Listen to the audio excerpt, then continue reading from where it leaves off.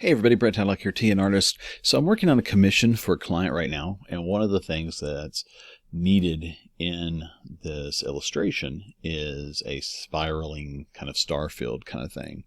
So I thought I would share how I do that with you real quick, and that way if it's something you want to try, you can do it and kind of go from there. So the first thing that I want to do is take my layer and go over here to my fill tool and make sure the blend is normal, and then fill it with this blue layer.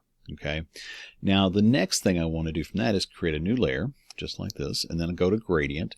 Now in gradient, if you need to change the color here, all you have to do is click on this, and then you can change right here what color it is. So if you click on the dark one and then click here, you can change that color. And if you do the same with the light, change it here, click on it, change the color there as well, and then you can adjust how you've got it. So don't need to change it right now, I'm just going to leave it like it is. So what I want to do here is take this gradient and draw from the top down. Now Control Shift lets me draw straight down. That's probably a little too high, so let me adjust this. That's a little better. Yeah, hang on, let me see. So Control Shift straight down, and yeah, I like that better. So then blend mode, I'm going to change that right here down to multiply. And that gives me this nice gradated kind of star background for my stars that I'm going to use. So let me just go ahead and merge this down like that. And then I'm going to create a new layer. I'm going to grab my stencil that I have and use it. This is my space stencil. It's part of my brush packs with on Gumroad. So if you don't have it, you can get it there and be able to use it. So Control lets me just bring the size up like this and kind of get it to where I want. You can use Shift Control to stretch it however you want, but I'm just going to go with Control and resize it. So I like using the roller brush for this and just go to a white kind of color and brush this in, mainly because the roller brush will actually run out of paint and it'll give me varying stars and as far as like, depth of field and that kind of stuff. So let me just kind of do all this in here real quick.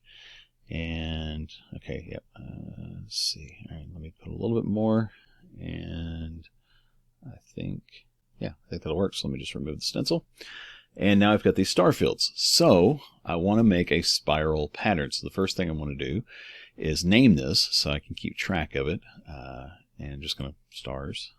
And so next I want to duplicate the layer.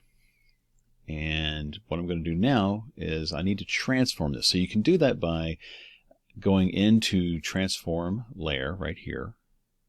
And then I'm going to change it to 98% for my width, and then 98 for my height, and rotation 1 degree. And you'll see that moved it just slightly like that. See? So now click OK. I'm going to duplicate this layer again. And I'm going to do Control Shift Alt T, 98, 98, 1, tell it OK, duplicate the layer, Control Shift Control Alt T to bring it up, 98, 98, 1 degree, and tell it OK, and maybe I'll go ahead and do it. Go duplicate. Same thing. Transform layer. 98. 98. 1 degree. Tell it OK. And so you can see that starts spiraling it in.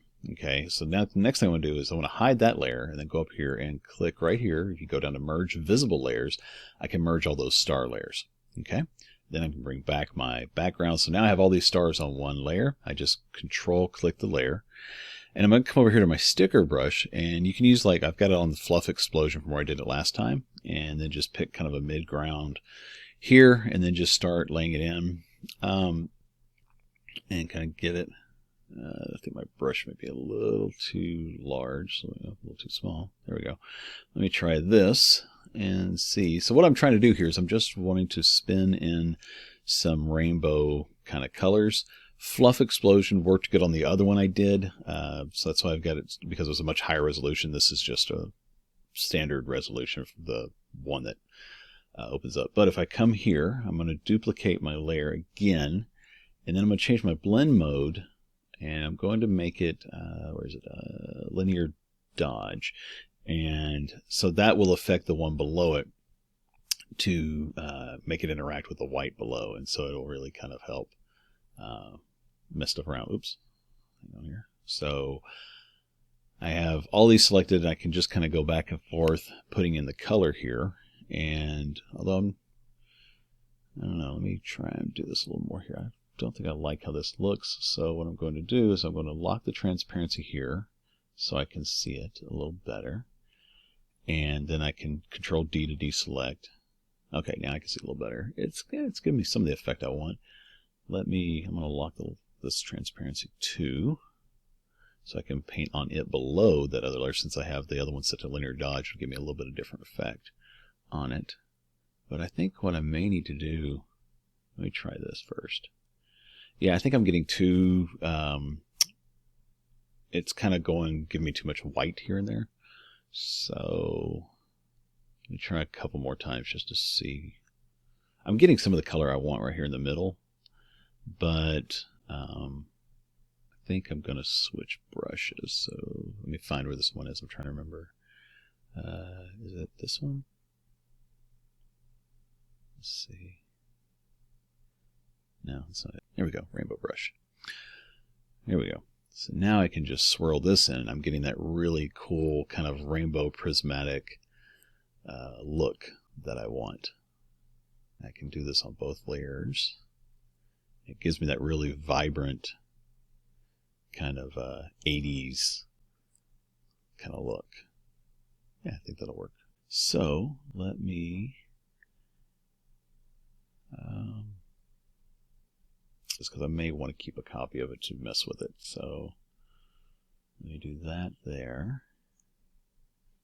And all right, I'm going to merge this layer down. I'm going to turn off my transparency. Now the next thing I want to do is I'm going to grab my palette knife, and I'm just going to kind of follow the curve of these and kind of just swipe it around here so that it really accentuates that feeling of movement, like it's kind of spiraling in. And but I think you can see what I'm talking about here, the way it kind of smears it out, and you can follow around where you have more paint, you get more of that glow of it's kind of swirling in. Anyway, something I like. So let me just do a little bit more here, and then I want to show you one more little trick that you can do. Let's see, I need Starburst. Is that under stickers? Or I never can remember where this one is. I don't use it very often.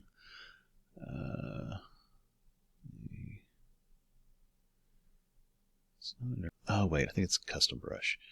Let me see, where is it? Is it?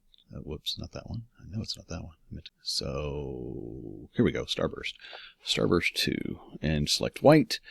And oops, wait a minute, I need to undo that. Control Z.